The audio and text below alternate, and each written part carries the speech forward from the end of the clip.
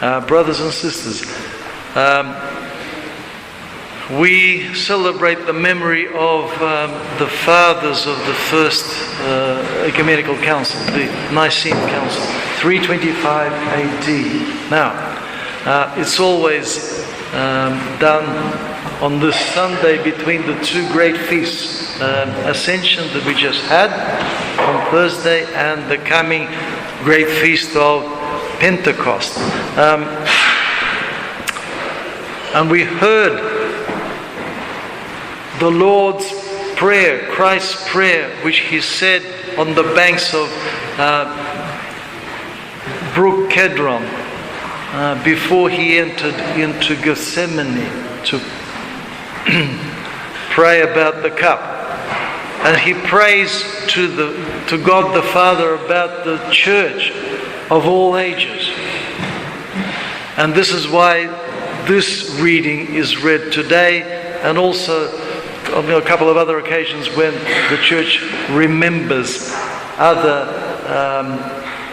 ecumenical great councils. What was the problem?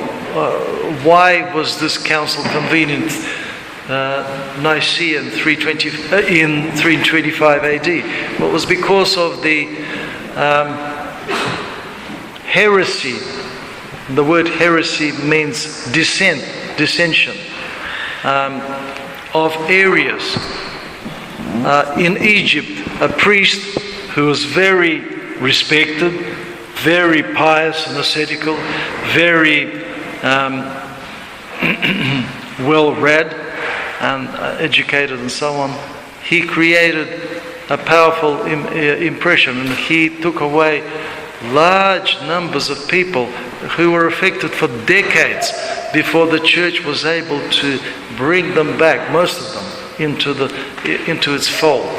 So it wasn't a joke, and not like one of the participants of this council, a bishop himself, Eusebius of Caesarea in Palestine, who's a great erudite. He had one of the biggest libraries in the world of that time, personal libraries. He said, I don't understand why all this kerfuffle is going on. It's like child's play.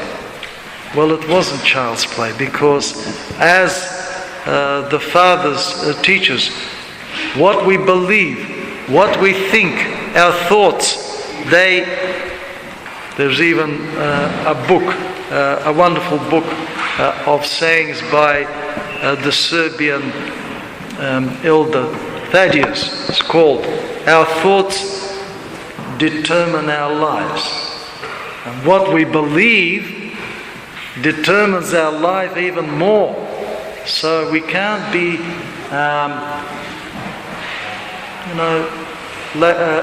flippant about our faith. Our faith, the faith of the Orthodox Church, has gone through periods where the fathers defended it in, they put in blood, sweat and tears to keep this faith on the right track, coming from the revelation of the Son of God himself. So Arius, what was his idea? His idea was that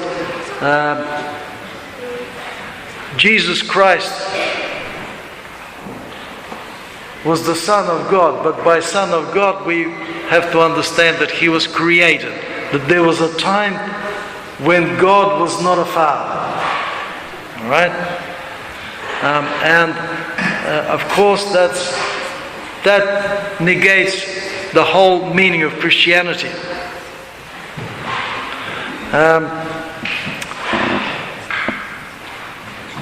There were different opinions about, the origins. Where did it come from?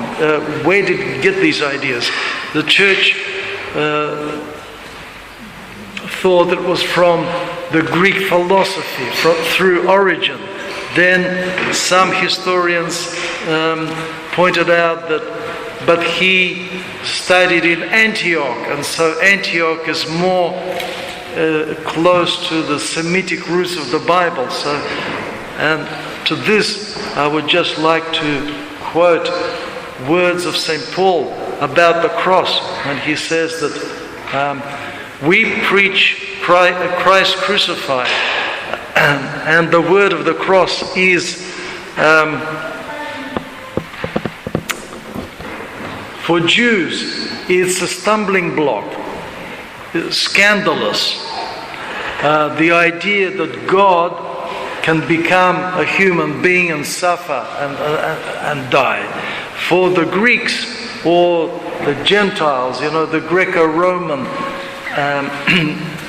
culture of the ancient world,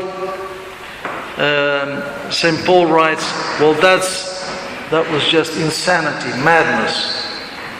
Okay? But it's not, because you see both the things that St. Paul talks about.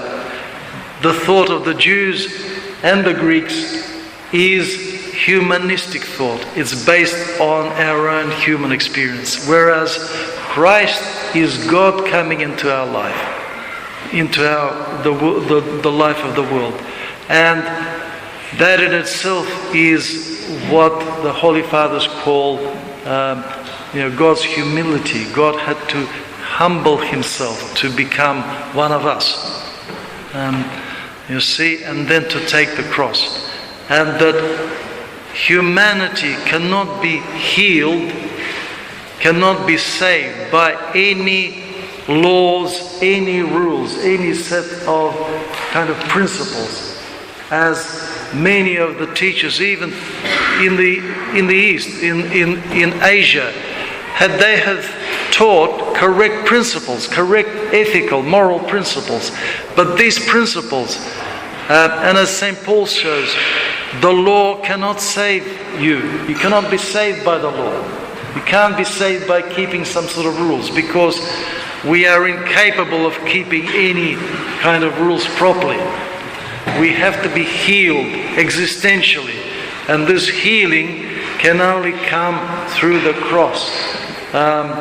Through Christ's cross, where he heals humanity within himself, and through our following Christ in his life, so that we accept the dying to the old man and rising with the new man. So this rebuilding of humanity within ourselves, that has to be taken up.